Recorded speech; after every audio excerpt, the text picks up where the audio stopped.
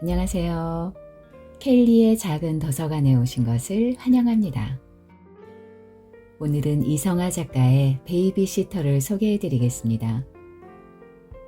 비열하고 찌질한 가부장적인 남편으로부터 홀로 서기를 시도하는 여자 우희가 자폐아를 돌보면서 벌어지는 이야기입니다. 구독과 좋아요, 알림 설정 부탁드리며 이야기 시작하겠습니다.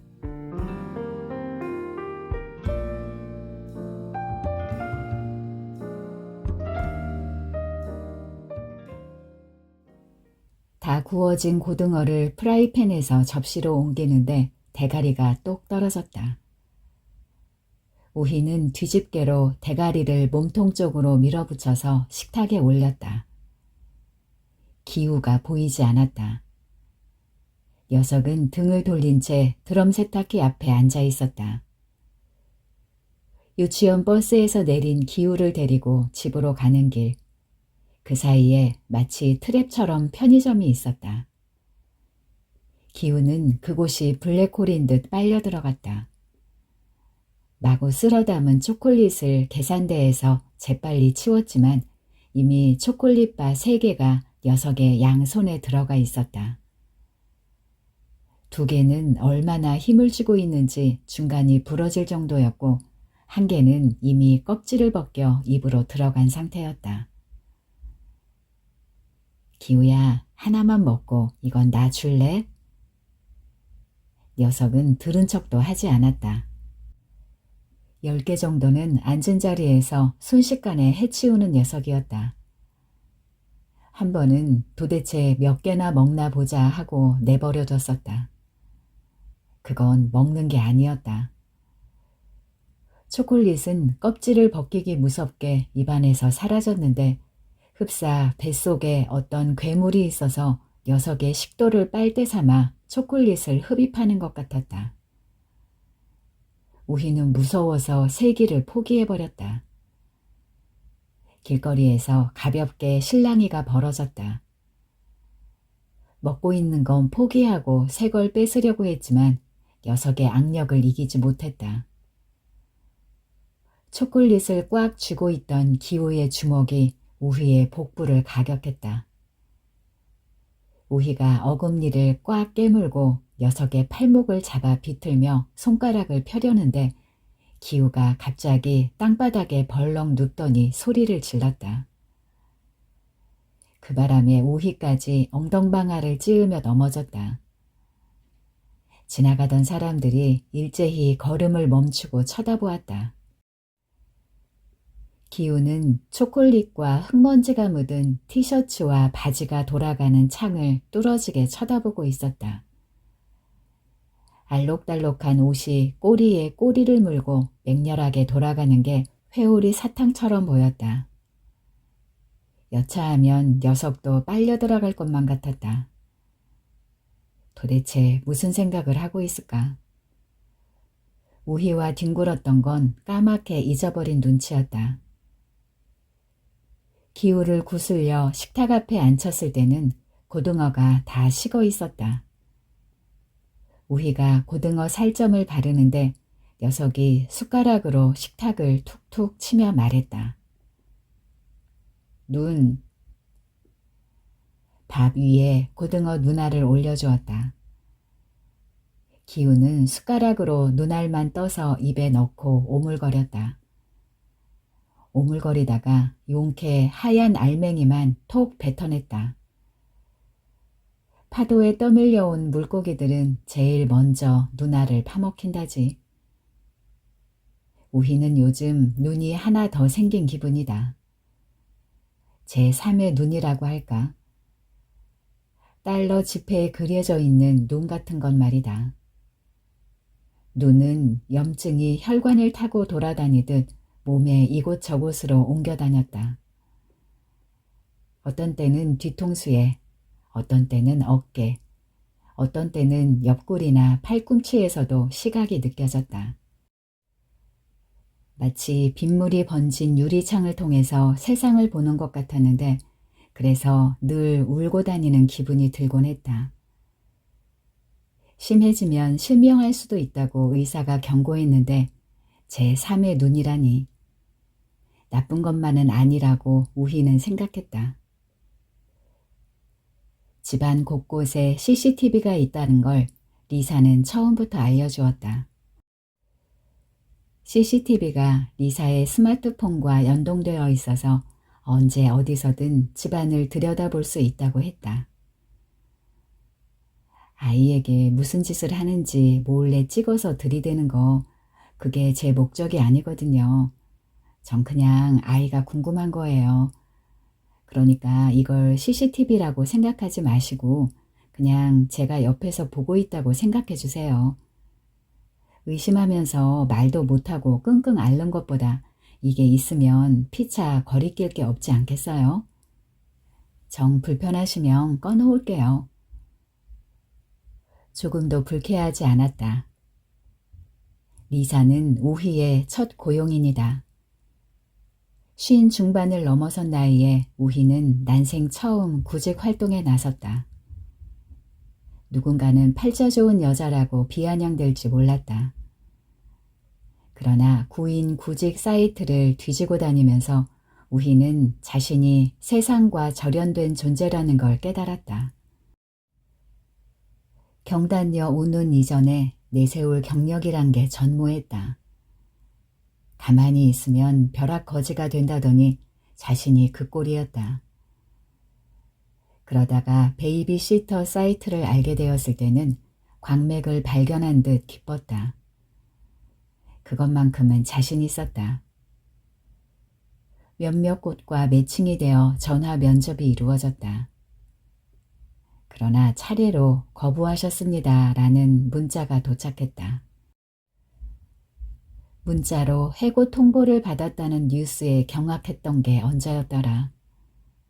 그런데 막상 그런 문자를 받고 보니 면전에서 듣는 것보다는 차라리 낫다는 생각이 들었다.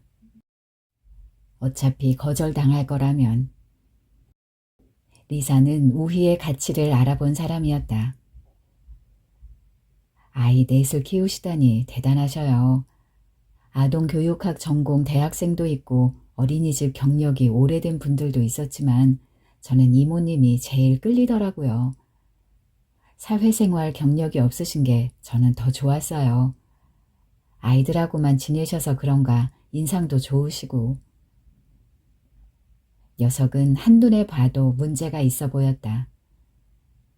1시간가량 면담을 하는 동안 우희에게는 눈길 한번 주지 않았다.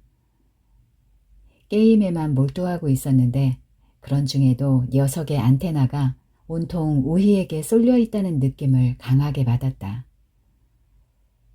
시터맘 사이트에도 전화 면담 때도 그런 말은 없었다. 좀 이상해 보이죠? 자신만만하던 리사의 표정에 그늘이 드리웠다. 먼저 밝히지 않아서 죄송해요. 대신 시급을 좀 더 드릴게요. 하지만 큰애는 정상이에요. 중학생인데 반에서 1등을 놓쳐본 적이 없어요. 걘 어차피 학원 때문에 밤 늦게 오니까 신경 쓰실 일도 없을 거예요. 이모님이라면 이해해 주시겠죠? 그러지 말아야지 하면서도 자제가 안 되고 성질을 내고 그러면 아이한테 미안해져서 혼자 울고 막상 아이는 무슨 일이냐는 듯이 태평하면 꼭 무슨 천벌을 받고 있는 기분이에요. 리사의 두 눈이 그렁그렁했다. 리사는 합리적이고 이성적인 여자였다. 능력도 있었다.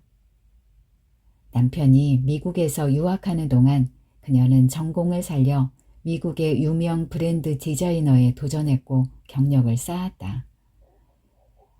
남편이 한국의 대학에 교수로 임용되면서 어쩔 수 없이 돌아왔으나 지금은 강남에 자신의 의류 브랜드를 론칭했다.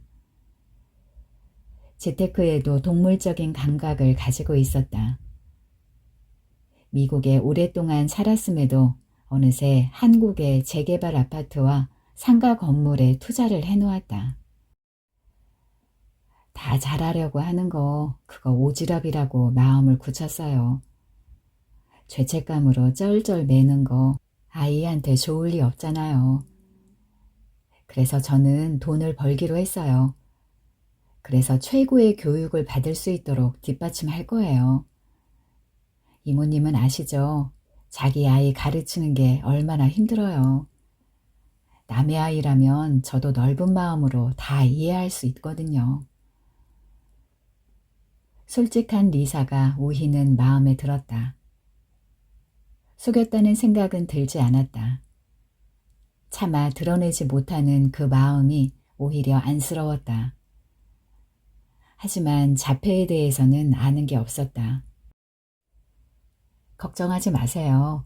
그런 건 전문가들이 돌봐주고 있어요.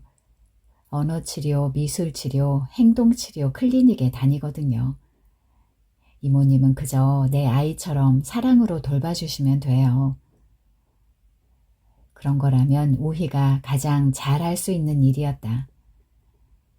지금까지 우희의 삶은 아이들의 행복이 기준이고 구심점이었다. 집을 나오면서 보니 자신의 이름으로 된 통장 하나 없었다. 남편은 생활비를 꼭 현금으로 주었다. 필요한 항목을 조목조목 미리 적어야 하고 영수증도 챙겨야 했다. 아이가 넷이니 돈은 적지 않게 들었고 그때마다 우희는 고맙다고 말했다. 진심이었다.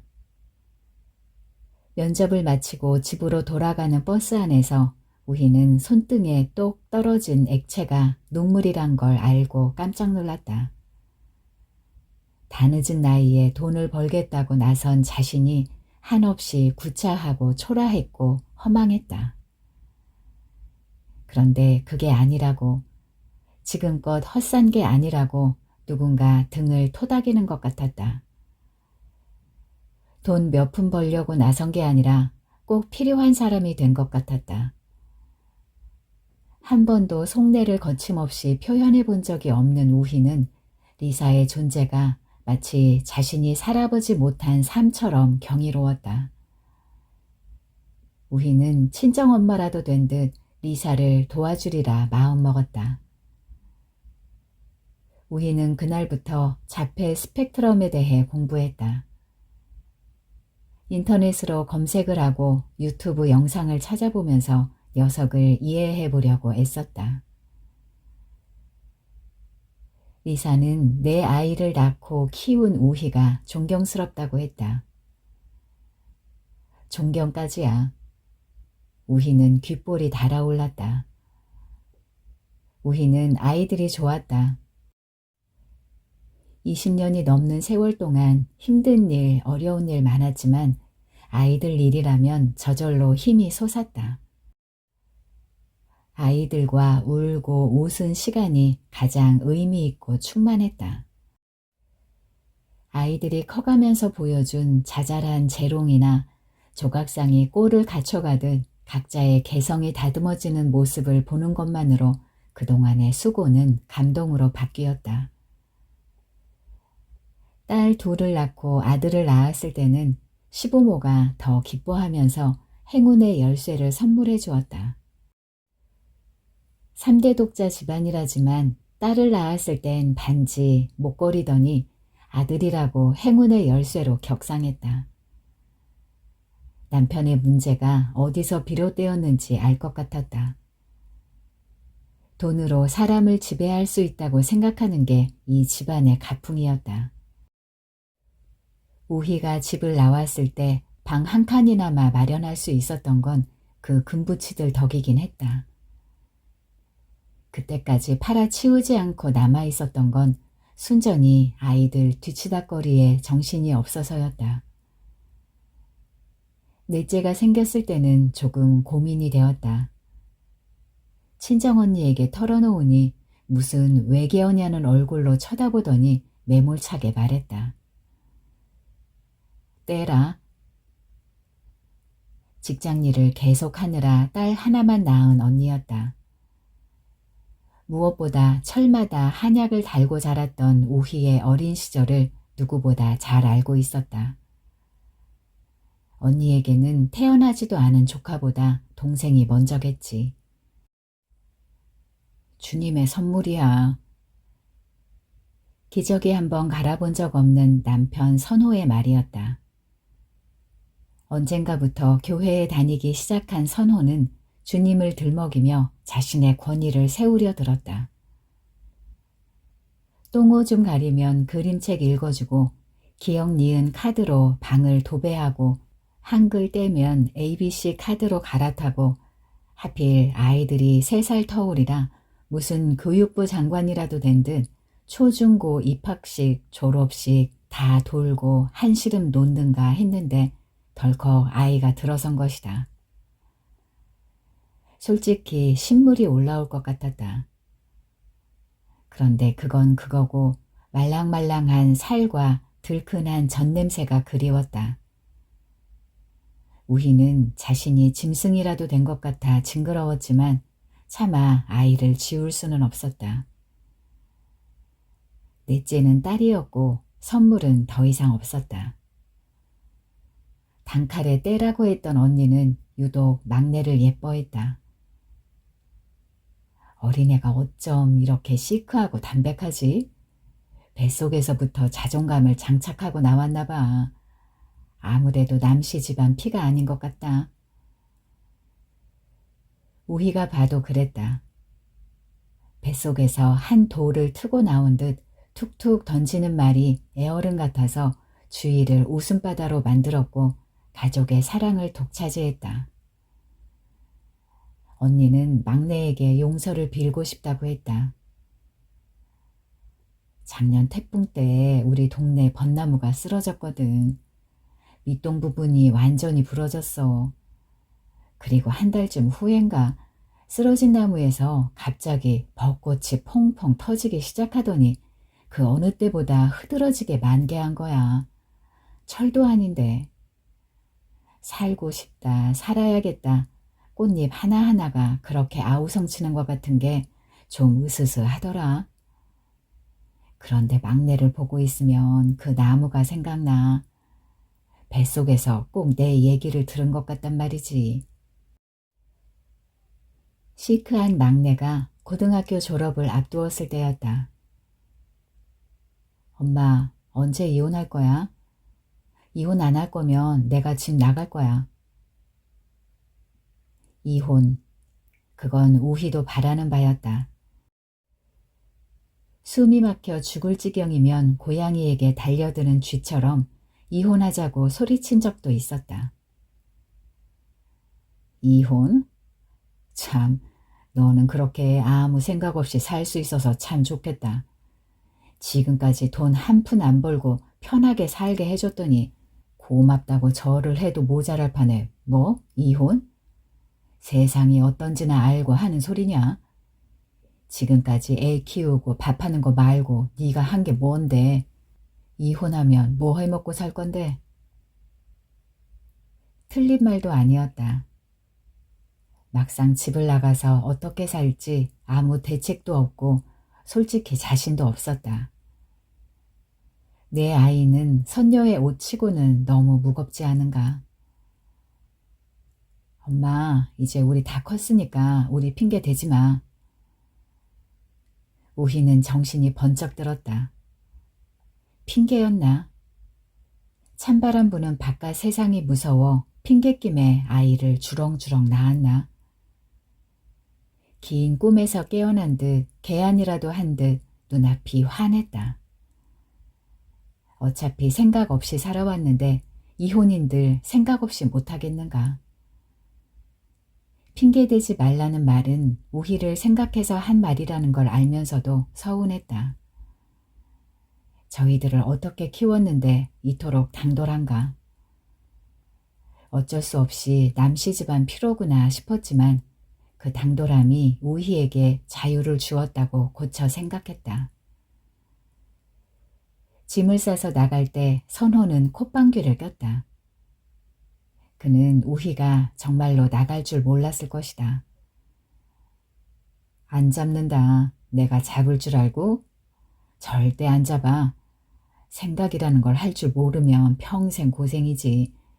밖이 얼마나 추운지 한번 나가봐. 대신 다시 들어오겠다고 애걸복걸하기 없기다.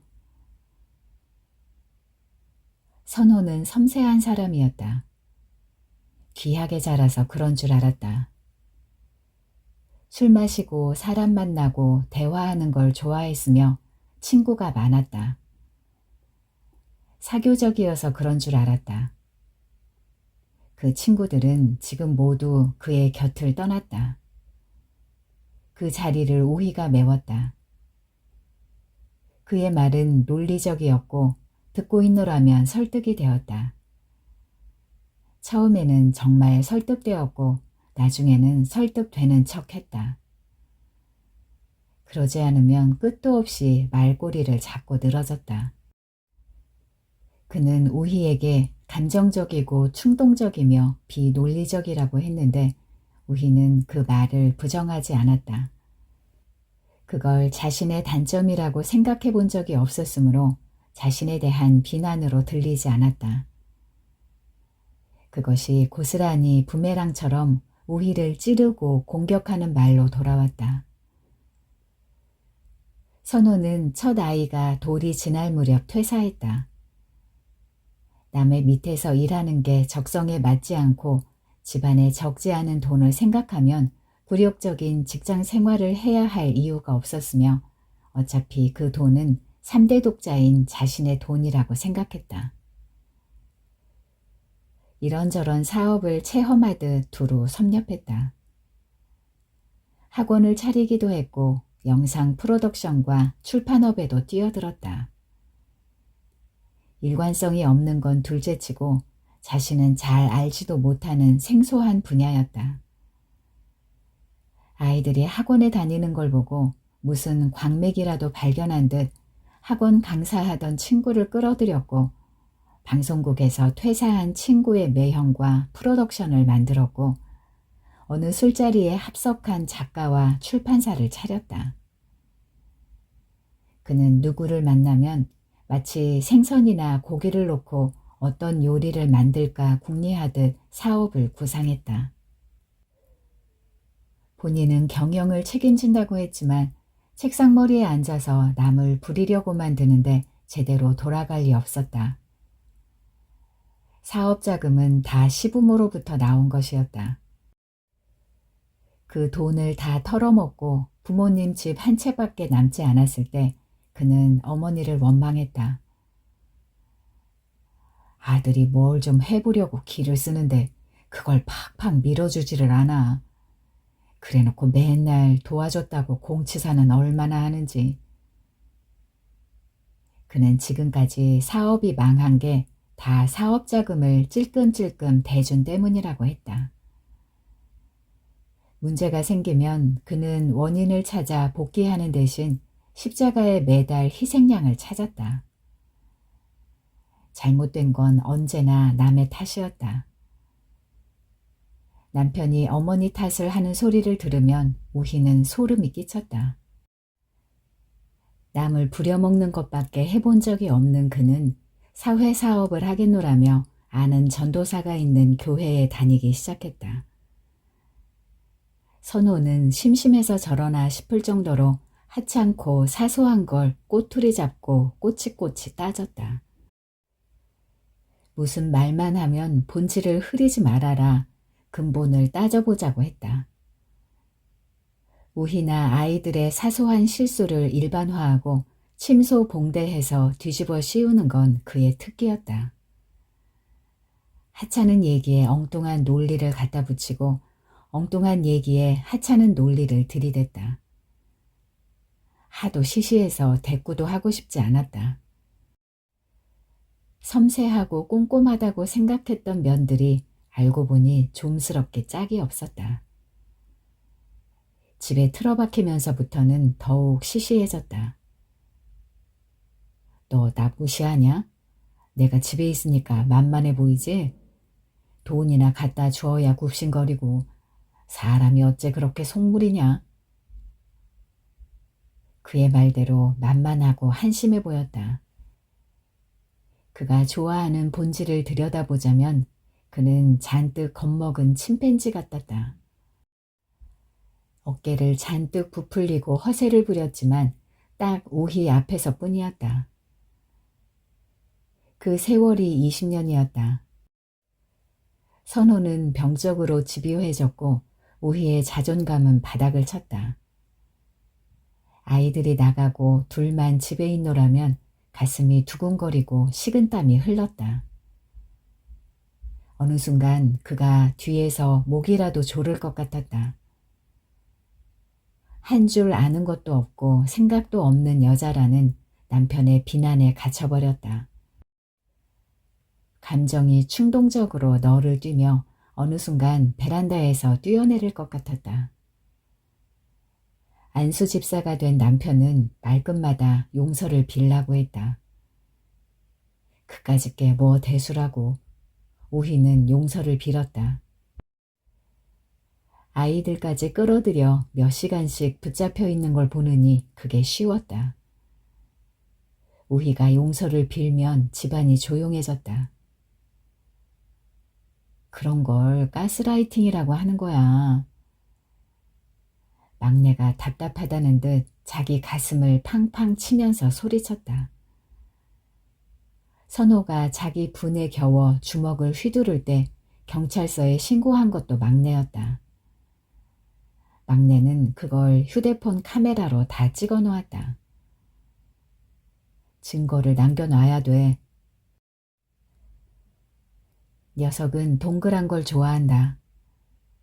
동그란 단추, 공, 깊이를 알 수 없는 맨홀 구멍, 바퀴처럼 굴러가는 것도 좋아한다. 물이 빨려 내려가는 욕조나 세면대 구멍, 빗물바지도 좋아하고 비도 좋아한다. 좋아한다는 건 우희의 생각일 뿐 녀석이 어떤 의미로 그걸 쳐다보는지는 알 수 없다. 녀석이 홀린 듯 온 정신을 빼앗기는 걸 지켜보노라면 거기에 우주의 비밀이라도 숨어 있는 것 같았다. 녀석은 길게 그림자를 들이우며 우희 집까지 따라온다. 우희는 집에서 세탁기를 돌리다가도 믹서기를 돌리다가도 문득 녀석으로 빙의했다. 빨래는 왜 믹서기 속 주스처럼 뒤섞이지 않는 걸까? 밥을 먹노라면 미역국과 생선 살과 김치와 시금치가 위에서 소용돌이 치며 돌아가는 게 보이는 것 같았다. 뒤섞인 음식물은 착즙기를 통과하듯 양분만 짜내고 찌꺼기는 대장을 타고 항문으로 나온다. 결국 인간도 원통이었다. 세상은 원통 원과 원통, 구멍으로 이루어진 것 같았다. 생각 없이 산다고 구박하던 선호가 떠올랐다. 오늘도 어떤 말로 우희를 지배할까 궁리 중일 선호는 우희가 이토록 우주적인 생각을 하고 있는 걸 꿈에도 모를 터였다. 가출이 이렇게 길어질지도. 가출이 아니고 출가야, 선호야. 선호는 자기가 한 말이 있으니 차마 돌아오라는 말은 못하고 온갖 성경 구절을 문자로 보내고 있었다. 아내들이여 남편에게 복종하기를 주께 하듯 하라. 이는 남편이 아내의 머리됨과 같음이니 그가 바로 몸의 구주시니라. 그러므로 교회가 그리스도에게 하듯 아내들도 범사에 자기 남편에게 복종할지니라. 말미에는 회개하면 용서하겠노라는 말을 덧붙였다. 우희는 한 번도 대꾸하지 않았다. 그러자 아이들에게 온갖 찌질한 짓거리를 하고 있었다. 아버지 식사 한번 차려줄 줄 모르는 버르장머리는 어디서 배운 거냐며 일장 훈시를 하다가 네 엄마가 우리들 사이를 이렇게 갈라놓았다면서 억지 치맥 파티를 하고 몸살이 났다, 열이 난다, 약 좀 사오라며 동정심 유발 작전도 썼다. 그럼에도 아이들이 대면대면 굴자 네 엄마는 도대체 무슨 돈으로 먹고 사느냐, 남자가 있는 게 아니냐며 소리치는 바람에 하는 수 없이 베이비시터 일을 한다고 털어놓았다고 아이들이 알려주었다. 조만간 용서를 빌면서 무릎을 꿇을 줄 알았던 우희가 돈을 벌고 있다는 게 충격이었을 것이다. 그날 곧바로 문자가 날아왔다. 고작 남의 집 애나 봐주려고 자기 자식들 내팽개치고 나갔냐? 그러고도 네가 엄마냐? 도저히 용서할 수가 없다. 그 집 어디야? 당장 주소 찍어.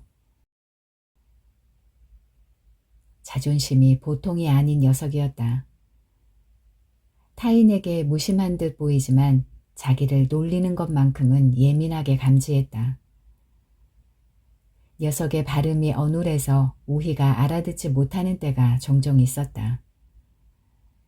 우희는 발음을 교정해 주려는 마음으로 한 글자씩 또박또박 말해주었다. 그러면 녀석은 못 들은 척 쌩 하고 몸을 돌려버리고는 우희가 그 일을 다 잊어버릴 즈음 갑자기 우희 귀에 대고 큰 소리로 말했다. 녀석이 뭔가 물어볼 때도 마음속에는 이미 원하는 답이 정해져 있었다. 그 대답이 나오지 않으면 녀석은 짜증을 냈다. 녀석이 원하는 대답은 그러니까 녀석의 희망사항이었다. 그것은 대체로 현실과 어긋났다. 비 온다. 어디? 안 오는데? 아니야, 와. 비 오면 좋겠어? 어디 보자. 어머, 비 오는 것 같으네. 녀석이 짠해서 희망사항에 맞춰주면 녀석은 갑자기 비 안 와 하고 소리쳤다. 이런 말장난을 할 때면 녀석이 몹시 영리할지 모른다는 생각이 들었다. 짜증이 폭발하면 발작하듯이 울어댔다. 울기 시작하면 마치 허들 경기를 하는 것 같았다.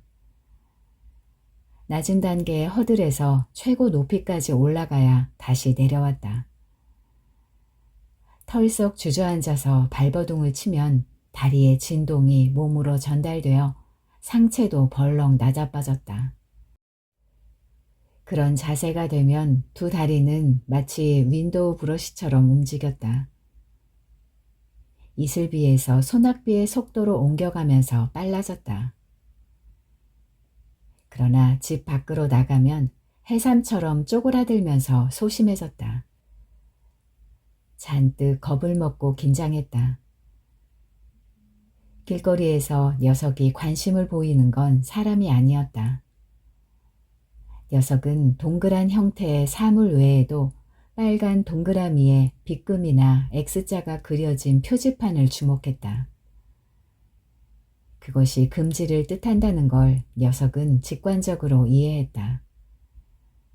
그리고 그걸 지키려고 애썼다. 언젠가 지름길로 가려고 우희가 잔디밭 쪽으로 들어갔을 때였다. 안 돼, 안 돼. 녀석이 발을 동동 굴렀다. 녀석이 우희를 끌고 가서 손가락으로 가리킨 것은 잔디밭에 들어가지 말라는 표지판이었다. 각종 금지 표지판을 지나칠 때면 녀석은 혼잣말로 중얼거렸다. 담배 금지, 강아지 금지, 자전거 금지, 자동차 금지, 빵빵 금지. 어린 나이에 벌써 세상의 금지가 내면화된 것인가? 이건 뭐야? 기대지 마시오, 기대지 마. 이건 뭐야? 손대지 마시오, 손대지 마. 녀석은 따라하는 것도 좋아하는데 꼭 반말이었다. 우희가 녀석의 어깨를 붙잡고 말했다. 반말 금지. 어디? 이모한테 반말하지 말라고. 녀석은 못 들은 척 다른 표지판을 가리켰다. 이건 뭐야? CCTV 촬영 중. 뭐야? 사진 찍고 있다고. 녀석은 표지판에 그려진 동그랗고 붉은 눈 그림을 가리키며 말했다. 보지 마. 우희는 녀석을 관찰하며 궁금한 걸 기억해뒀다가 클리닉에 갈 때 그곳 선생님들에게 물어보았다. 그들은 방어기제니 회피심리, 인지장애 따위의 용어를 써가며 장황하게 설명했지만 대체로 두루뭉술했고 우희도 충분히 짐작할 수 있는 내용이었다. 석박사 학위는 있는지 모르겠지만 아이를 키워보지 않은 것 같았다. 기우의 행동 패턴은 단순하고 강렬했다.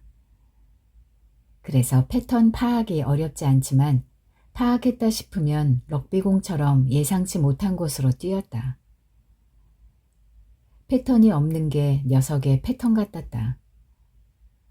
어떤 지점에서는 지나치게 예민하고 어떤 지점에서는 급격히 의기소침해졌다. 보고 싶은 것만 보고 듣고 싶은 것만 들으려고 했다. 원하는 것이 좌절되면 분노 게이지가 급격히 치솟았다. 자존심처럼 보였던 것들은 단순한 이기심인지도 몰랐다. 시간이 지날수록 녀석이 점점 더 낯설어졌다. 채널을 아무리 돌려도 주파수가 잡히지 않는 라디오를 붙잡고 씨름하는 것 같았다. 그럴 때면 우희는 기이한 느낌에 휩싸였다. 세상이 통째로 낯설어졌다. 아이 넷을 낳고 살았던 지난 삶 자체가 다 거짓말 같았고 허무해서 헛구역질이 났다. 쳇바퀴에 걸린 채 헛발질을 무한 반복하고 있는 것 같았다. 어긋난 주파수의 극단에 야가 있다. 야는 갈색 털이 고불고불한 푸들 이름이다. 처음 리사가 안고 들어올 때 얼마나 작고 예쁜지 우희는 장난감인 줄 알았다. 행동치료 선생님이 아이 정서에 좋다는 말에 사온 거라고 했다. 기우가 눈을 반짝이며 관심을 보였다. 리사가 털실 뭉치만한 녀석을 거실 바닥에 내려놓으며 예쁜 이름을 지어보라고 했다. 푸들은 가느다란 다리를 부들부들 떨고 있었다. 푸들을 뚫어지게 쳐다보던 기우가 대뜸 야 하고 소리쳤다. 화들짝 놀란 푸들이 도망가려고 몸을 돌리다가 마루에서 미끄러지면서 헛발질을 했다. 그렇게 이름이 정해졌다. 야. 기우는 사료통에서 사료를 덜어 그릇에 담았다. 기우가 그릇을 들고 돌아서자 야는 소파 밑으로 기어 들어가 버렸다. 어둠 속에서 야의 까만 눈알만 반들거렸다. 기우는 그릇을 탁탁 내리쳤다. 한 번씩 칠 때마다 야는 꽁무니를 뒤로 뺐다. 야! 야! 야가 움츠릴수록 기우의 목소리는 더욱 커졌고 그럴수록 야는 더욱 꽁무니를 뺐다. 기우는 소파 밑에 야를 기어코 끌어냈다. 끌려 나온 야는 공처럼 몸을 움츠렸다. 기우는 야를 꼭 끌어안고 쓰다듬다가 털을 잡아 뜯었다. 예쁘다는 표현이었다. 야가 끙끙거리자 찰싹찰싹 때렸다. 사랑해 줄 테니 가만히 있으라는 의미였다. 발버둥 치던 야의 몸이 절반 정도 빠져나가자 기우는 양손에 뒷다리를 하나씩 잡고 바닥에 눕히더니 좌우로 벌렸다. 다리 찢기, 다리 찢기. 녀석은 그렇게 웅얼웅얼거리며 어떤 게임에서 본 장면을 따라했다. 잠시 후 그대로 일어나 회전 그네처럼 야를 돌리기 시작했다. 그렇게 몇 바퀴 돌리다가 소파로 집어던졌다. 소파로 패대기 쳐진 야가 반동으로 바닥에 떨어졌고 기우는 얼른 꼬리를 밟았다. 이 모든 게 놀이였다. 야가 달리기 시작했다.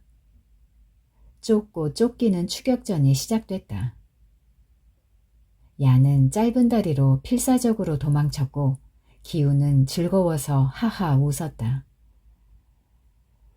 사료 그릇이 뒤집히고 장난감 상자가 엎어졌다.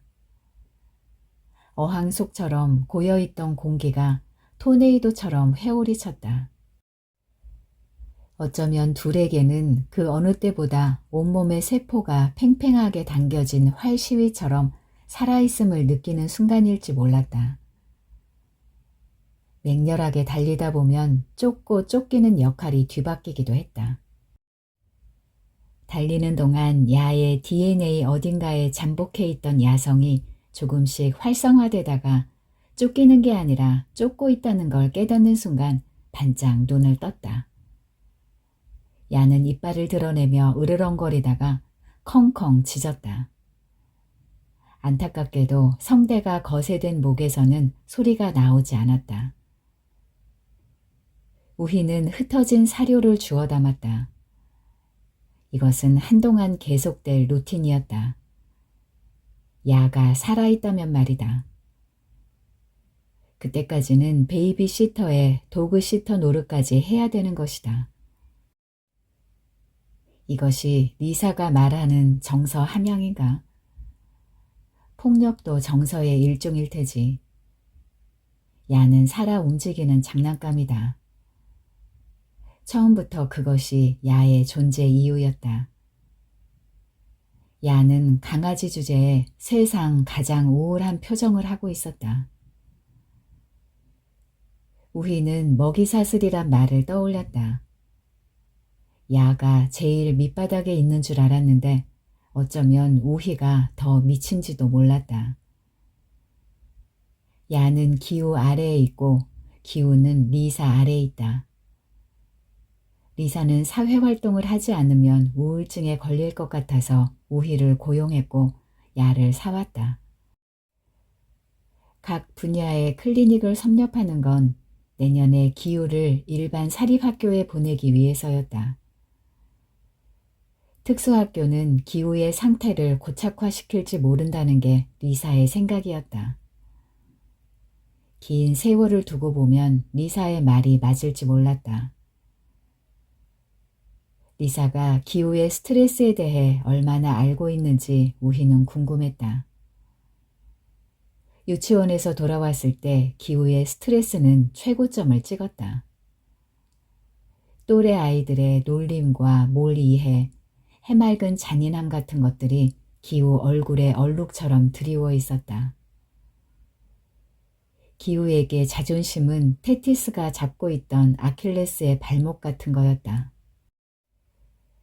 잔혹한 세상에서 자존심은 상처만 덧나게 할 뿐이었다.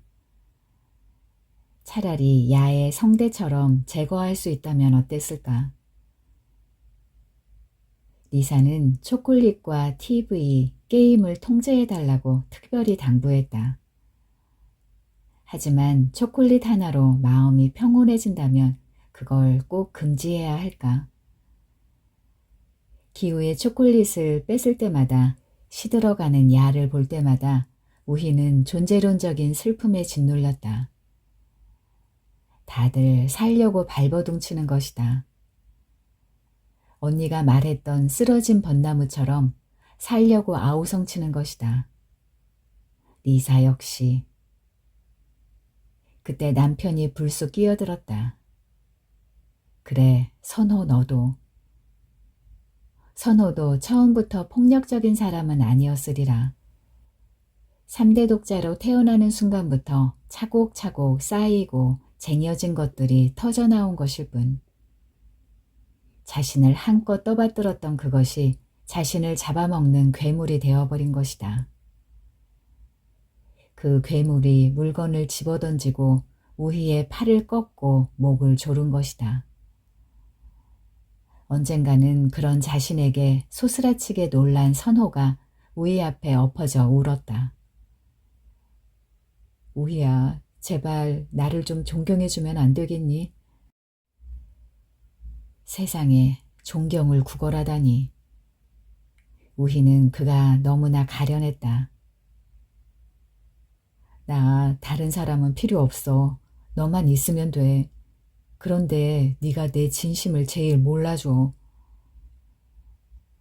그럴 때 보면 선호는 자신의 진심을 철석같이 믿는 것 같았다. 우희도 그의 진심을 믿었다. 지독히 이기적인 생의 의지를. 클리닉 가는 길 우희의 손을 잡고 있는 기우의 손이 축축했다. 이마에도 진땀이 배어 있었다. 날씨가 덥다고 해도 녀석은 막무가내로 패딩 점퍼를 꺼내 입었다.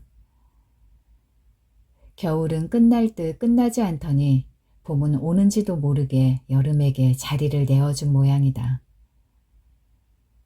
한낮에는 초여름 날씨였다. 봄꽃도 뒤죽박죽이었다. 아파트 화단에는 철쭉과 목련이 피어 있었고 초등학교 울타리에는 개나리가 피어 있었다. 꽃망울이 맺히는가 싶었던 벚나무는 어느새 활짝 만개했다. 벤치에 듬성듬성 앉아있는 노인들은 묵시록 속 예언자들처럼 하얀 마스크 위로 쾌한 눈만 끔뻑거렸다. 그들 머리 위로 아기 손톱 같은 꽃잎 몇 개가 날리고 있었다.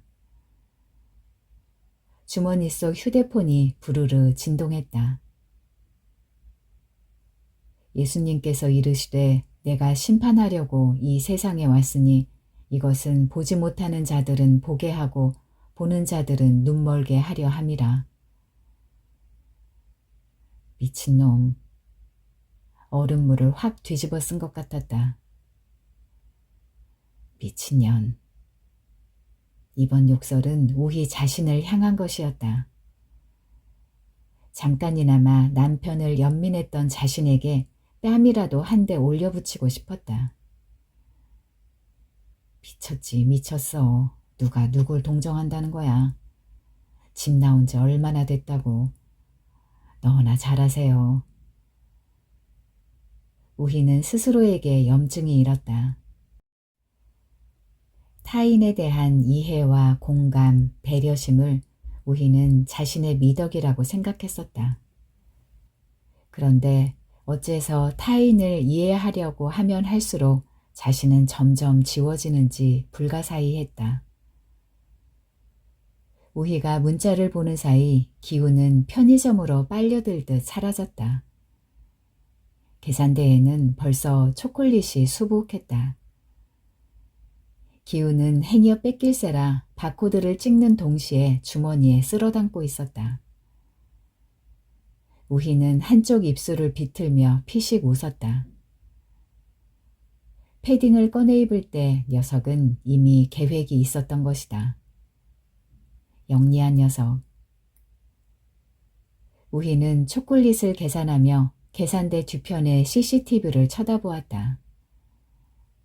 CCTV 앞에서 우희의 시선은 기우를 닮아가고 있었다. 기우 집에서 처음 CCTV와 눈이 마주쳤을 때의 당황스러움을 우희는 잊지 못했다. 리사는 CCTV를 자기라고 생각하라고 했지만 CCTV 너머의 리사는 상상이 되지 않았다.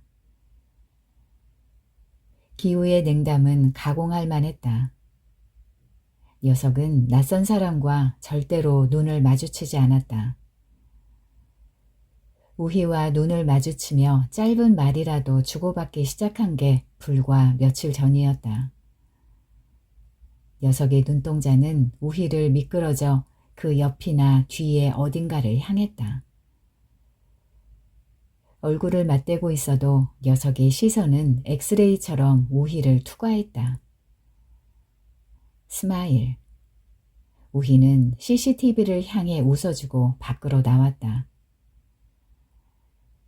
기우가 보이지 않았다.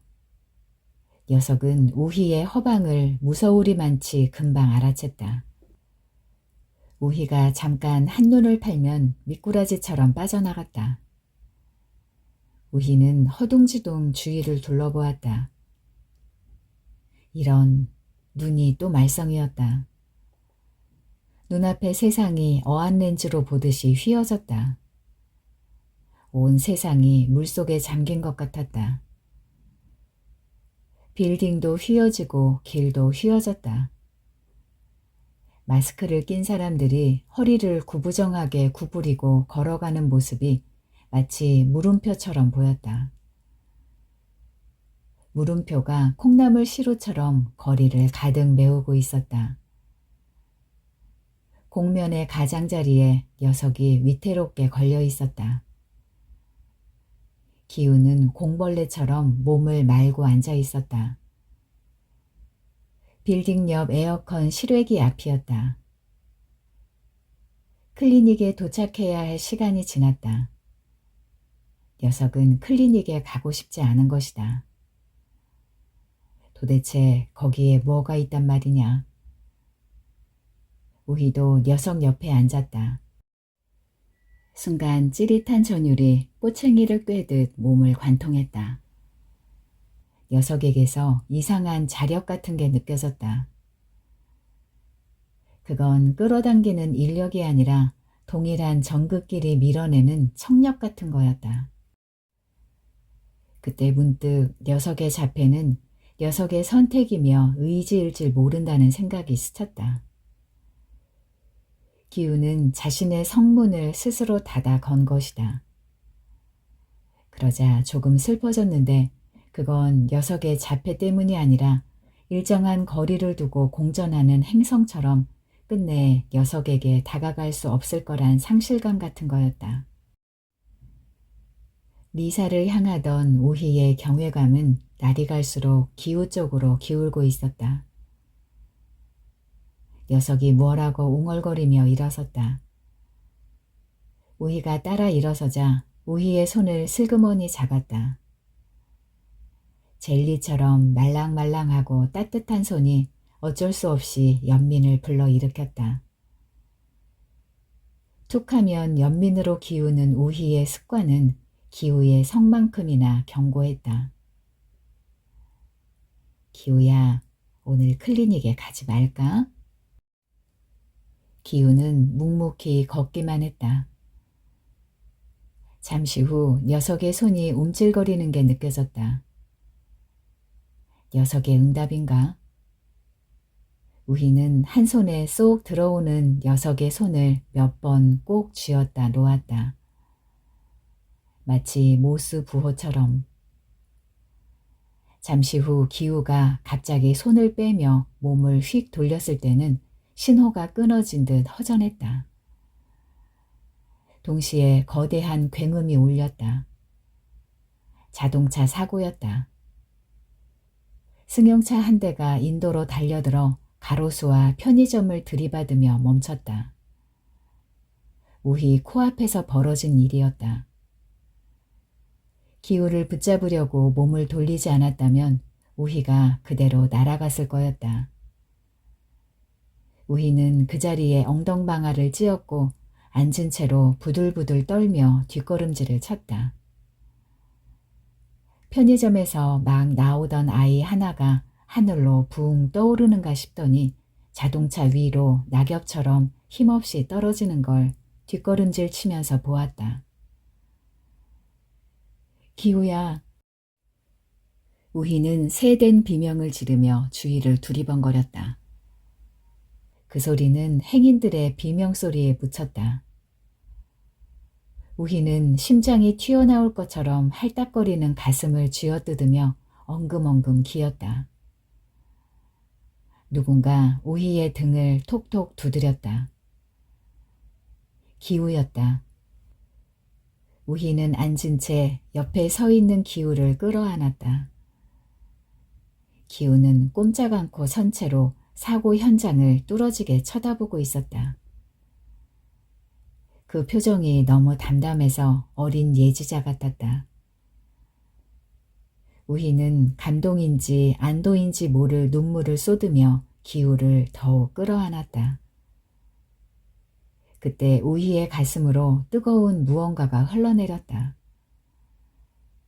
놀라서 앞 가슴을 보니 흥건하게 젖어 있었다. 같은 위치에 기우 바지 앞석도 펑 젖어 있었다.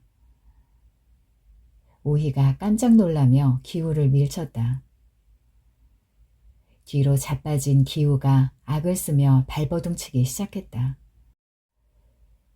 소란스럽게 우왕좌왕하는 사람들과 멀리서 다가오는 사이렌 소리가 뒤섞여 기우의 발작은 아무런 눈길도 끌지 못했다. 자동차에서는 시커먼 연기가 매캐한 냄새를 풍기며 피어올랐다. 구조대원들이 찌그러진 앞문을 열고 운전자를 끌어내고 있었다. 우희는 비틀거리며 끌려나오는 운전자를 바라보았다. 그와 눈이 마주쳤다. 우희를 발견한 그가 갑자기 사람들을 뿌리치더니 우희에게 달려들었다. 시커먼 연기 사이로 한낮의 태양이 이글거리고 있었다. 우희의 동공이 점점 커졌다. 순간 우희의 두 눈이 멀어버렸다.